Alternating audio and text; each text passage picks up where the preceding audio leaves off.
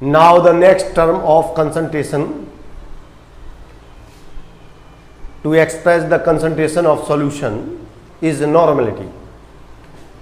तो ये नॉर्मलिटी को कैसे एक्सप्रेस करते हैं? किसी सॉल्यूशन की कंसंट्रेशन को नॉर्मलिटी में एक्सप्रेस किया जाता है। तो नॉर्मलिटी की डेफिनेशन क्या है? चलिए आज हम इस पे बात करते हैं।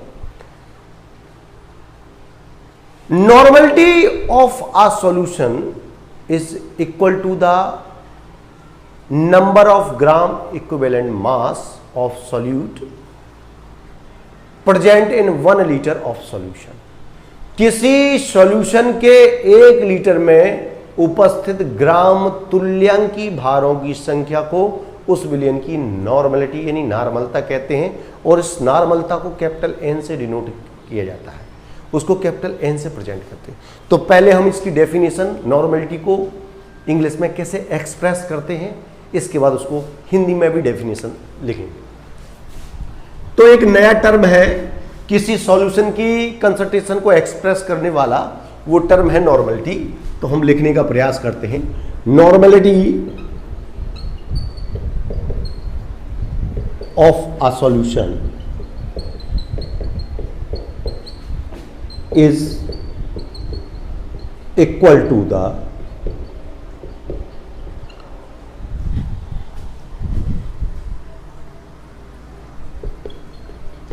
number of gram equivalent mass of solute present in 1 liter of solution।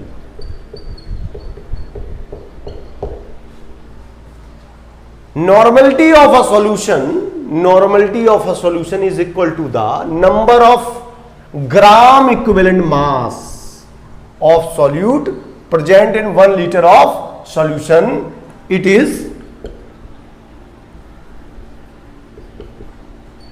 is represent by capital N, और इसको हम लोग किससे रिप्रेजेंट करते हैं? कैपिटल एन से रिप्रेजेंट करते हैं। ठीक है, तो normality of a solution is equal to the number of gram equivalent mass. इसको ध्यान रखें, number of gram equivalent mass of solute present in 1 litre of solution. किसी सॉल्यूशन के 1 लीटर में जितने ग्राम इक्विवेलेंट मास प्रेजेंट होते हैं उसको हम लोग नॉर्मलिटी कहते हैं। तो नॉर्मलिटी को हिंदी में भी लिख सकते हैं, किसी विलयन के 1 लीटर में उपस्थित विलय के ग्राम तुल्यांकी भारों की संख्या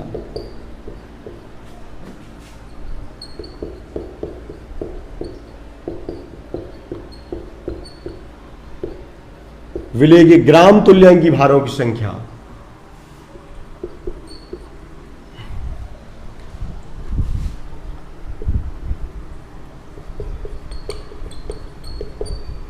उस विलयन की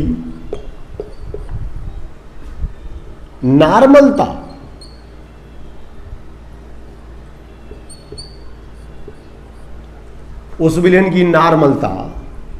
जिसको इंग्लिश में क्या कहते हैं? नॉर्मलिटी कहलाती है।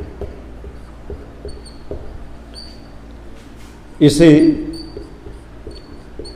एन से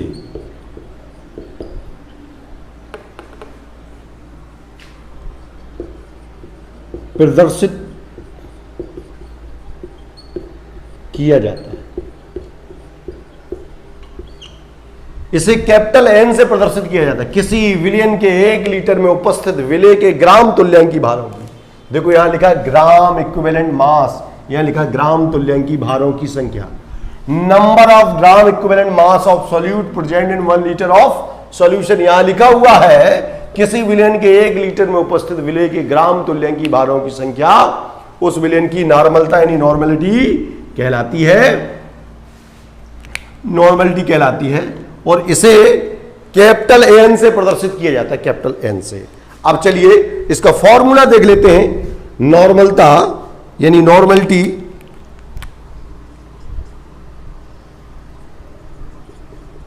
नॉर्मलता जिसको हम लोग नॉर्मेलिटी कहते हैं, normality is equal to gram equivalent mass of solute upon volume of solution in litre. Volume of solution in litre, इसको हम लोग ग्राम इक्विवेलेंट मास को हम लोग क्या कहते हैं, gram mass is equal to होता है W अपॉन E। यहां W क्या है, where W is mass of solute in gram, E is equivalent mass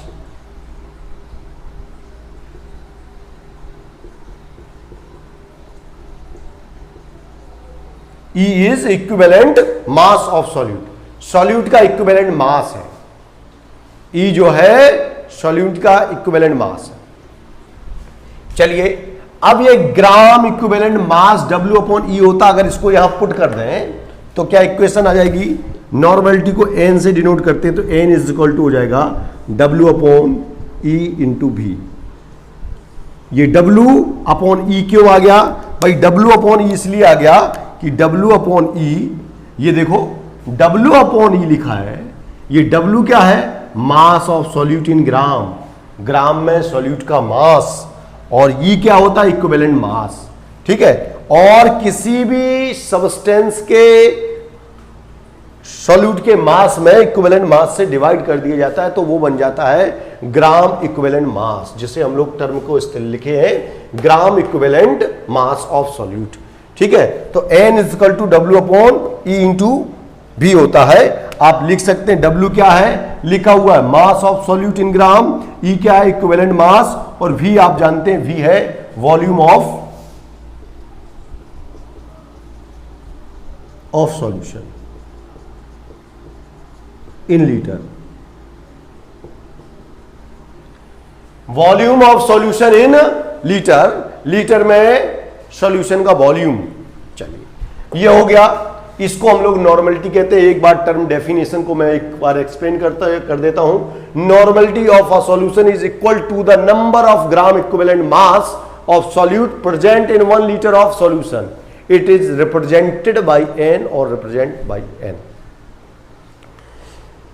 ठीक है, तो इसको कैपिटल N से डिनोट किया जाता है किसी विलयन के। हिंदी वाले बच्चे, हिंदी मीडियम के विद्यार्थी आप लोग ध्यान दें, आपको ये डेफिनेशन इस्तेमाल करनी है। किसी विलयन के 1 लीटर में उपस्थित विलय के ग्राम तुल्यांकी भारों की संख्या उस विलयन की नॉर्मलता यानी नॉर्मलिटी कहलाती है। इसे कैपिटल N से प्रदर्शित किया जाता है।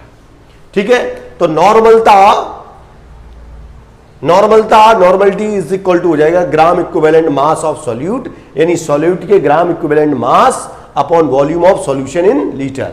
तो जो ऊपर लिखा हुआ gram equivalent mass of solute, gram equivalent mass is equal to होता है W अपॉन E। W क्या है, मास ऑफ सॉल्यूट इन ग्राम, और E क्या है, equivalent mass of solute.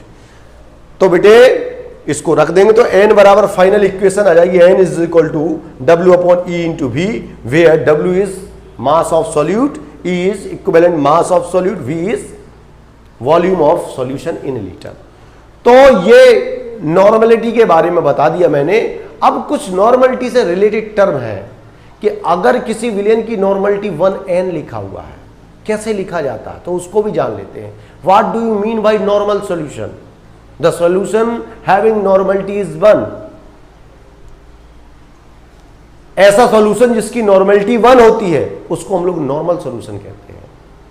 When the normality of solution is 1 is the solution called normal solution. ठीक है, तो ये छोटे से टर्म हम लोग नोट कर लेते हैं। When the normality of a solution is 1, the solution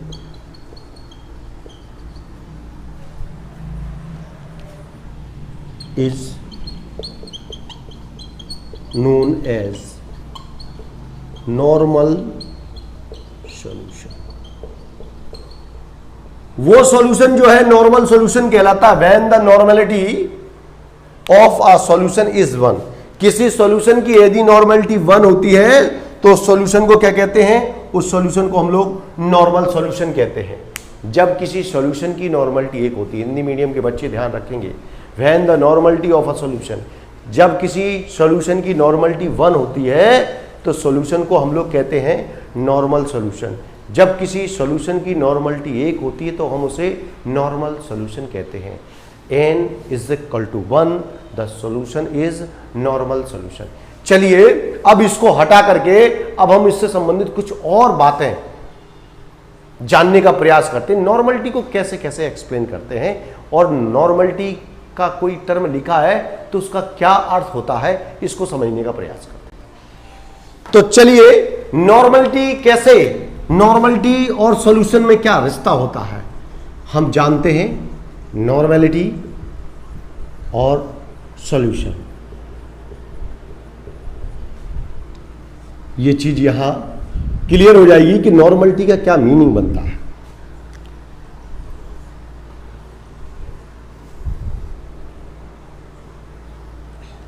देखो अगर नॉर्मलिटी दिया है, नॉर्मलिटी को n से डिनोट करते हैं n।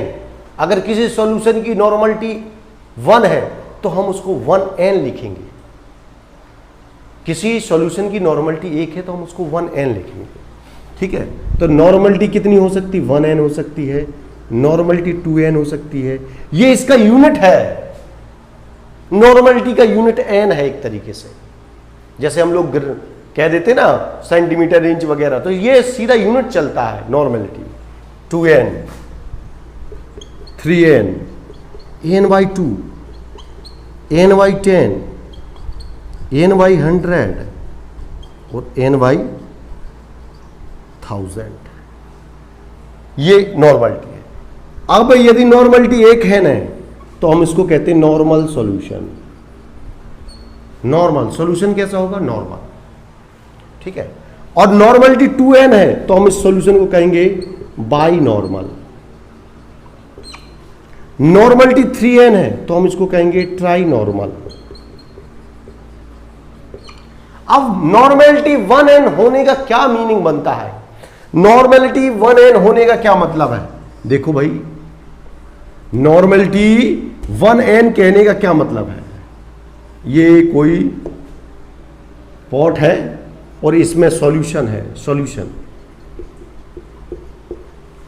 और सॉल्यूशन बना हुआ है तो सॉल्यूशन में ये देख लें कि इसमें सॉल्वेंट लिया गया है और उसमें सॉल्यूट मिलाया गया है। सॉल्यूशन 1 लीटर है, सॉल्यूशन 1 लीटर है और इसमें यदि 1 ग्राम equivalent mass, 1 gram equivalent mass of solute dissolve किया गया 1 ग्राम, तो इसकी नॉर्मलिटी बन जाएगी 1। और यदि इसमें 2 ग्राम equivalent mass of solute dissolve किए गए तो इसकी नॉर्मलिटी 2 हो जाएगी। अगर इसी 1 लीटर में, 1 लीटर के सॉल्यूशन में, सॉल्यूशन 1 लीटर है, 1 लीटर में यदि सॉल्यूट का 1 gram of equivalent mass, 1 gram equivalent mass dissolve किया गया है, 1 ग्राम तुल्यांक को 1 लीटर में घोला है, तो नॉर्मलिटी बनेगी 1। यदि 1 लीटर में 2 ग्राम तुल्यांकी भार को घोला गया है तो नॉर्मलिटी 2 हो जाएगी। यदि 1 लीटर में 3 ग्राम तुल्यांकी भारों को घोला गया है, 3 ग्राम तुल्यांकी भार, ये ग्राम तुल्यांकी भार लिखा हुआ है, ग्राम इक्विवेलेंट मास। यदि 1 लीटर में 1 ग्राम तुल्यांकी भार घोला है तो नॉर्मलिटी 1 बनेगी। और यदि सॉल्यूशन के 1 लीटर में 2 ग्राम इक्विवेलेंट मास घोला गया, देखो क्या घोला गया। अब जैसे ये तो फर्स्ट केस है, फर्स्ट एक्सपेरिमेंट है। सेकेंड एक्सपेरिमेंट में क्या किया गया है, 2 ग्राम इक्विवेलेंट मास 1 लीटर में घोला गया है, तो इसकी नॉर्मलिटी हो जाएगी 2। और यदि इसी सॉल्यूशन में, यदि थर्ड एक्सपेरिमेंट में 3 ग्राम इक्विवेलेंट मास को 1 लीटर में घोला गया है तो नॉर्मलिटी कितनी हो जाएगी, तो नॉर्मलिटी 3 हो जाएगी। तो नॉर्मलिटी कब 3 होगी, कब नॉर्मलिटी 2 होगी, कब नॉर्मलिटी 1 होगी, ये टर्म आप लोग समझ के अच्छे से रखें। नॉर्मलिटी 1 का मतलब है जब किसी सॉल्यूशन के 1 लीटर में 1 ग्राम तुल्यांक घुला हो। 1 लीटर ऑफ सॉल्यूशन में डिसॉल्व है 1 ग्राम ऑफ इक्विवेलेंट मास। अगर 1 ग्राम इक्विवेलेंट मास को डिसॉल्व किया 1 लीटर में तो उसकी नॉर्मलिटी 1 होगी। यदि 1 लीटर में 2 ग्राम इक्विवेलेंट मास को डिसॉल्व किया गया तो नॉर्मलिटी 2 हो जाएगी।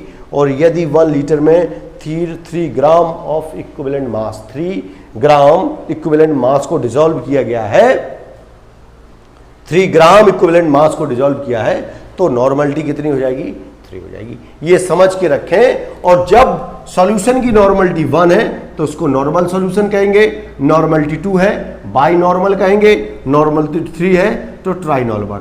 नॉर्मलिटी 1 होने का मतलब है 1 ग्राम इक्विवेलेंट मास, 1 ग्राम इक्विवेलेंट मास को 1 लीटर में डिसॉल्व किया है। 2n होने का मतलब 2 ग्राम इक्विवेलेंट मास को 1 लीटर में डिसॉल्व किया है। नॉर्मलिटी 3 होने का मतलब 3 ग्राम इक्विवेलेंट मास को 1 लीटर में डिसॉल्व किया है।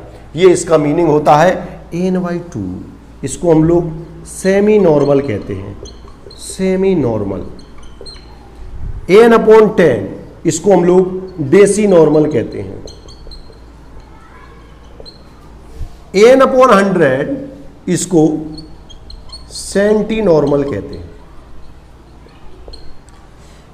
n/1000 इसको मिली नॉर्मल कहते हैं।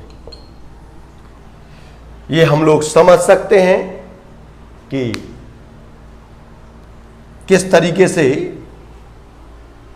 नॉर्मलिटी तैयार होती है, सॉल्यूशन की नॉर्मलिटी क्या क्या हो सकती है। जब नॉर्मलिटी 1 है नॉर्मल सॉल्यूशन, 2 है बाई नॉर्मल, 3 ट्राई नॉर्मल और n/2 है तो सेमी नॉर्मल बोलते हैं। n/10 है तो हम लोग डेसी नॉर्मल बोलते हैं। n/100 है तो सेंटी नॉर्मल बोलते हैं। और n/1000 है तो हम उसको मिली नॉर्मल सॉल्यूशन कहते हैं। अगर कहीं सेंटी नॉर्मल लिखा हुआ है तो नॉर्मलिटी n/100 है। अगर नॉर्मलिटी n/10 लिखा हुआ है तो इसका मतलब वो डेसी नॉर्मल का मतलब n/10। ठीक है, तो ये नॉर्मलिटी का टर्म हो गया। चलिए अब इसके बाद अगले टर्म को समझने का प्रयास करें।